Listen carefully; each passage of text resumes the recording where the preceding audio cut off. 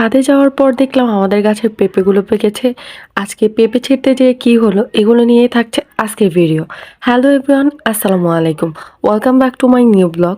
তো ফার্স্টে আমি ছাদে এসেছিলাম, এসে এমনি ছাদ বাগানের ভিডিও নিচ্ছিলাম আপনাদের সাথে শেয়ার করার জন্য। তখনই গাছের দিকে তাকিয়ে দেখি যে পেঁপে গাছের পেঁপে পেকে গেছে। গাছটা অনেক বড় হয়েছিল। আর আব্বু যখন ছাদের গাছ থেকে পেঁপে পাড়ছিল, এখানে ২-৩টা পেঁপে একসাথে পেকে গিয়েছিল। তো আব্বু যখন একটা পেঁপে ছিঁড়তে গিয়েছে তখন অনেকগুলো পেঁপে হচ্ছে যে পড়ে যায় গাছের সাথে নাড়া লেগে। এই যে অনেকগুলো পেঁপে পাশের বাড়ির ছাদে যেয়ে পড়ে গেছে, বাড়ির একদম নিচে পড়ে গেছে ৩ তলা থেকে। মানে পরে পেঁপেগুলো খেতেও একটু তিতা তিতা লেগেছে, যেহেতু মানে আধা পাকা হয়ে গেছিল। আর একটা ছিঁড়তে যে অনেকগুলো মানে ৮-৯টা পেঁপে এদিক ওদিক পড়ে গিয়েছিল। আর পেঁপে অনেকগুলো ফেটেও গিয়েছিল। তো এই তো পেঁপে পাড়তে যে অ্যাক্সিডেন্ট ঘটছে, তারপর আমি নিচে এসে গরু মাংস দিয়ে মুড়ি খাচ্ছিলাম। আমার কাছে গরু মাংস দিয়ে মুড়িটা অনেক ভালো লাগে। আপনাদের কেমন লাগে আমাকে কমেন্ট করে জানাবেন।